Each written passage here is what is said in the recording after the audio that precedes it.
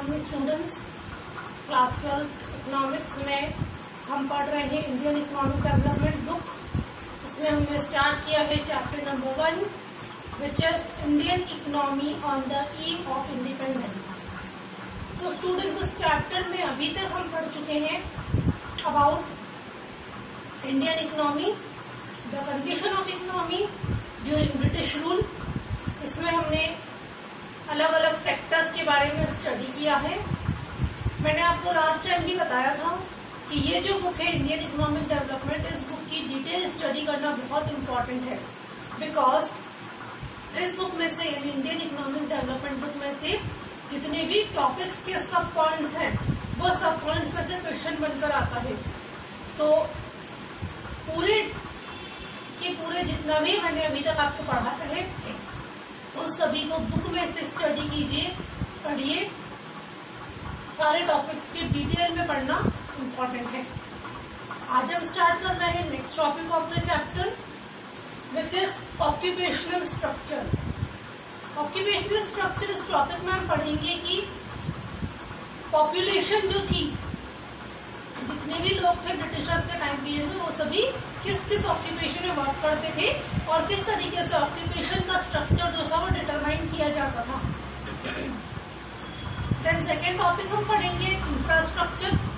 Infrastructure topic में हम पढ़ेंगे कि ब्रिटिशर्स ने इंफ्रास्ट्रक्चर डेवलपमेंट में कितना इम्पोर्टेंट रोल निभाया है और ब्रिटिशर्स ने क्यों इंडिया में इंफ्रास्ट्रक्चर का डेवलपमेंट करवाया, उसका रीजन क्या था, वो हम इस टॉपिक में पढ़ेंगे।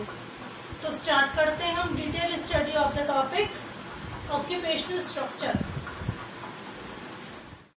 Occupational structure. Occupational structure refers to the distribution of working persons across different industries and sector. Occupational structure का मतलब होता है कि अलग अलग इंडस्ट्रीज या अलग अलग सेक्टर्स में काम करने वाले लोग कितने हैं, यानी कि कितने लोग हैं जो इंडस्ट्री में काम करते हैं, कितने लोग हैं जो बाकी सारे सेक्टर्स में काम करते हैं, वो पूरा स्ट्रक्चर ऑक्यूपेशनल स्ट्रक्चर कहलाता है। During the colonial period the occupation structure of India showed little sign of change. जब ब्रिटिशर्स का रूल था तब इंडिया में ऑक्यूपेशनल स्ट्रक्चर में कुछ चेंज पता चले थे। अब क्या थे वो चेंजेस? तो पहला है इसमें distribution of workforce. The agriculture sector accounted 70 to 75% share of this workforce which was largest. तो स्टूडेंट्स यहाँ पर आपको एक टेबल नज़र आ रही है, वो टेबल में हमको दिख रहा है कि वर्कफोर्स जो था यानी कि काम करने वाले लोग जो थे मैक्सिमम किस में थे, तो 70 से 75% जो लोग थे वो किस में काम करते थे, एग्रीकल्चर सेक्टर में काम करते थे। बचे हुए 10% मैन्युफैक्चरिंग सेक्टर में काम करते थे, वेयरएस 15 से 20% लोग जो थे वो सर्विस सेक्टर में ही काम करते थे। तो डिस्ट्रीब्यूशन ऑफ वर्कफोर्स में हमको ये पता चलता है कि मैक्सिमम जो पॉपुलेशन थी वो सभी लोग एग्रीकल्चर सेक्टर में वर्किंग करते थे।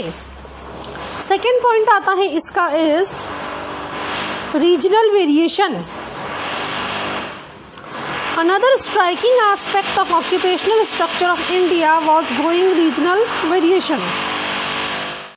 तो एक और एस्पेक्ट जो है वो है ऑक्यूपेशनल स्ट्रक्चर का, वो है रीजनल वेरिएशन, अलग अलग वेरिएशन होना।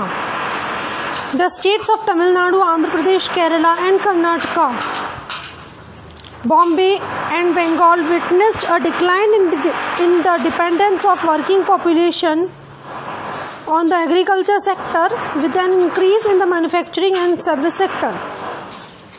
There had been an increase in the share of workforce in agriculture during the same time in Odisha, Rajasthan and Punjab. अब स्टूडेंट्स ऐसा हो रहा था कि कुछ हिस्से जैसे कि तमिलनाडु, आंध्र प्रदेश, केरला, कर्नाटका, बॉम्बे, बंगाल, यहाँ पर जो लोग थे वो एग्रीकल्चर छोड़ के यानी कि एग्रीकल्चर का काम छोड़कर मैन्युफैक्चरिंग और सर्विस सेक्टर में आ रहे थे, बल्कि उड़ीसा, राजस्थान, पंजाब यहाँ के जो लोग थे वो सभी ज़्यादातर लोग किस में थे, तो ज़्यादातर लोग एग्रीकल्चर में ही काम कर रहे थे।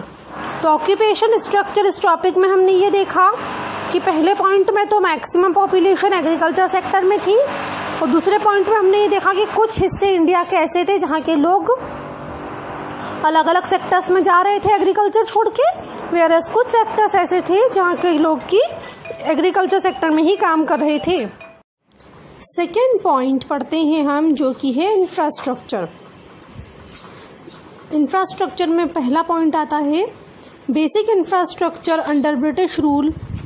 Basic infrastructure such as railway, port, water, transport, telegram were developed.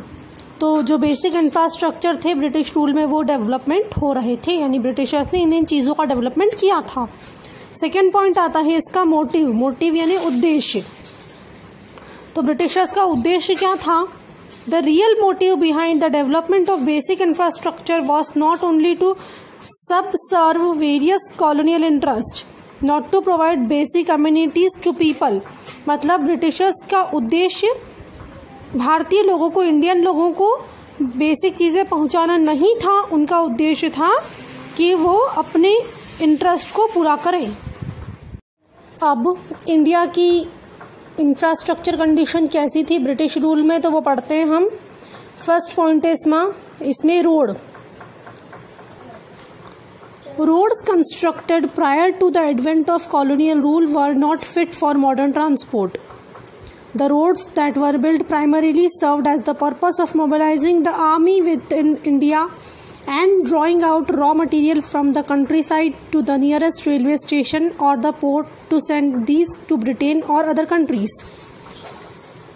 There always remained an acute shortage of all-weather roads to reach out to rural areas during the rainy season in India. As a result, people living in these areas suffered badly during natural calamities and famines. अब students ऐसा था कि roads जो थे Britishers के rule के पहले जो रोड्स बने हुए थे वो रोड्स मॉडर्न ट्रांसपोर्ट के लिए बिल्कुल भी फिट नहीं थे। जो रोड्स ब्रिटिशर्स ने बनाए थे या ब्रिटिशर्स के आने के पहले बने हुए थे वो रोड्स इंडिया के या मॉडर्न ट्रांसपोर्ट के हिसाब से बिल्कुल भी सिस्टमेटिक नहीं थे। तो रूरल एरियाज़ में रेनी सीज़न के टाइम में या फिर जब कोई प्रॉब्लम आ जाती थी, नेचुरल कैलामिटी आ जाती थी, तब उस टाइम पर बहुत ज़्यादा प्रॉब्लम रोड्स के मामले में हो जाती थी। तो इंफ्रास्ट्रक्चर पॉइंट में रोड्स जो पॉइंट हम पढ़ रहे हैं उसमें यह है कि ब्रिटिशर्स के रूल के पहले या ब्रिटिशर्स के आने के पहले जो रोड्स बने हुए थे वो रोड्स मॉडर्न सिस्टमेटिक बिल्कुल भी नहीं थे।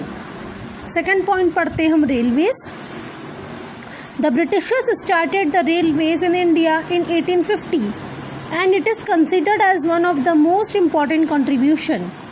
1850 में 1850 में ब्रिटिशर्स ने रेलवे इंडिया में स्टार्ट किया था और ऐसा माना जाता है कि रेलवे का स्टार्टिंग जो था वो ब्रिटिशर्स का इंडिया के लिए बहुत बड़ा इम्पॉर्टेंट कंट्रीब्यूशन था। रेलवे के इंट्रोडक्शन से इंडियन इकोनॉमी दो तरीक़ों से अफेक्टेड हुई।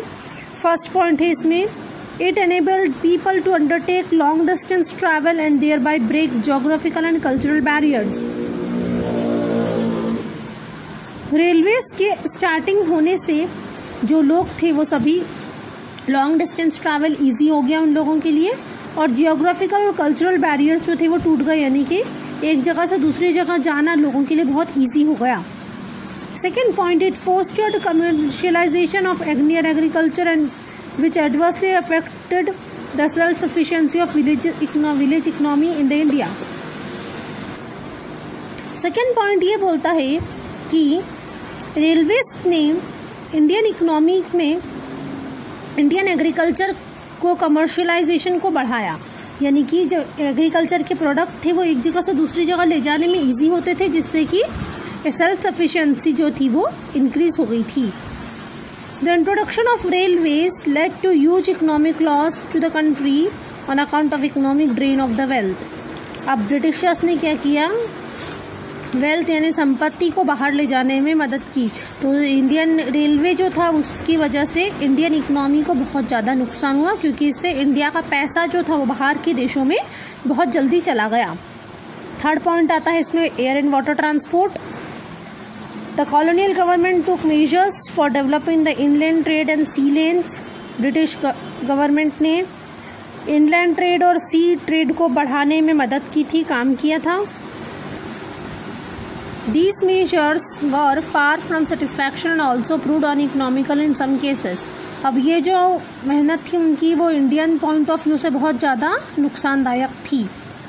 फोर्थ पॉइंट है कम्युनिकेशन, इसमें इलेक्ट्रॉनिक टेलीग्राफ है और पोस्टल सर्विस है, तो इलेक्ट्रिक टेलीग्राफ पढ़ेंगे। The introduction of expensive system of electric telegraph in India served the purpose of maintaining law and order. Electric telegraph का इंट्रोडक्शन होने से लॉ एंड ऑर्डर मेंटेन रखने में मदद हुई। सेकेंड पॉइंट है postal and services. The postal service despite service of serving a useful public purpose reminded इनएडिक्वेट although. Postal services भी जो थी वो बहुत ज़्यादा नुकसानदायक इंडिया में रही। तो इंफ्रास्ट्रक्चर में हमने देखा कि रेलवेज का इंट्रोडक्शन किया बट वो नुकसानदायक रहा, और बाकी भी जो भी डेवलपमेंट किए ब्रिटिशर्स ने वो भी ओवरऑल इकोनॉमी के लिए बहुत ज़्यादा लॉस में गए।